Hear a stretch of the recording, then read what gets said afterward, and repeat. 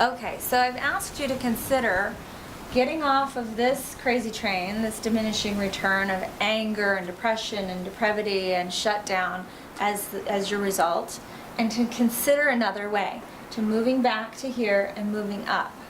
How do you do that? That's the big question. How do you make that practical and real and walk that out in your life? Well, I think first you need to find your motivation.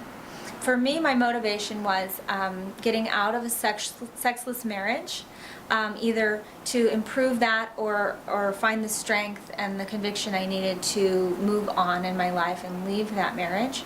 And the other strong motivation was my children. I really want them to not repeat patterns. I want them to have a healthy sex life, make choices in their life based on this information and knowledge in the first place, rather than getting into some things and then having to unwind it. So if you find you're already here, which most of us are, at some level of this diminishing return phase, when we start looking at this and seeking out information, getting back to here is about shutting off the habitual things you've been doing, reframing your thinking.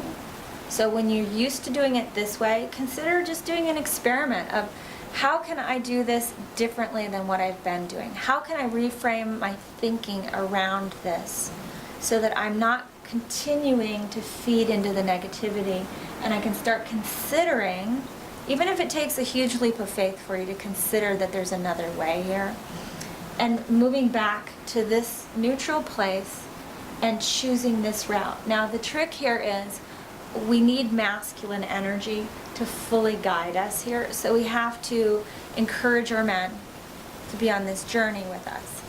How you do that is very subtle and very tricky, and you can't just demand and say, we're going to go to this workshop and I need you to read this book. They will shut down on you. You need to be in your femininity.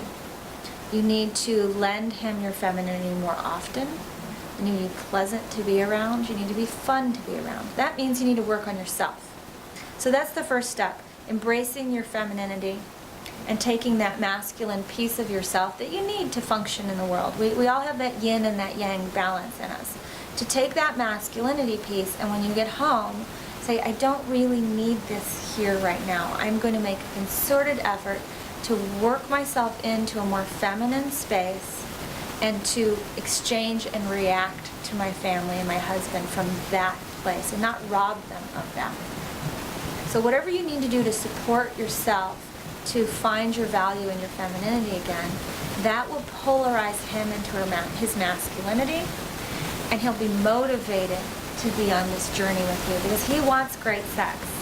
Guys are motivated to do this. They'll invest in this, they'll work on this, but you can't come at them nagging, bitching, moaning, and pressuring them about it. You have to inspire them.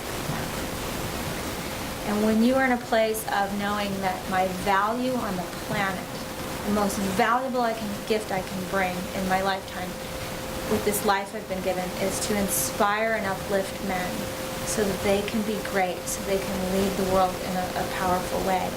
When you get in that stance with it, and you're really strong in that stance, and you know that's what's valuable, it's just the easiest thing in the world to get your guy on board, and he will start stepping up. He'll start leading you, protecting you, providing for you in these ways. You also need to educate your mind. So you need to go to workshops, you need to read books, you need to expand your horizons in this regard.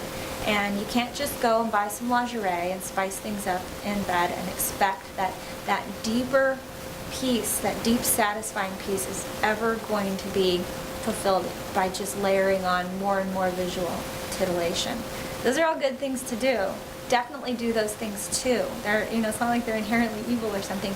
It's just, if that's all you're doing, you're missing this deeper element that's going to take you to an uplifting place where you've got energy to do everything that you want to accomplish in your life. And you have plenty of energy, and you're a fine example to your children in this parenting experience that you might be involved in your life.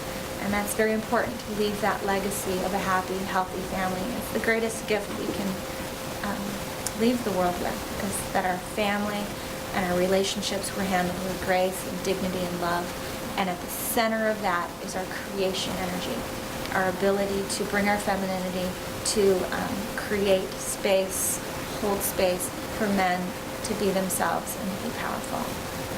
Thank you for joining me on this small piece of this journey that we're all on to get more powerful and get more knowledge about this. And I hope you'll continue studying and learning and allowing us to help you on that journey. Thank you.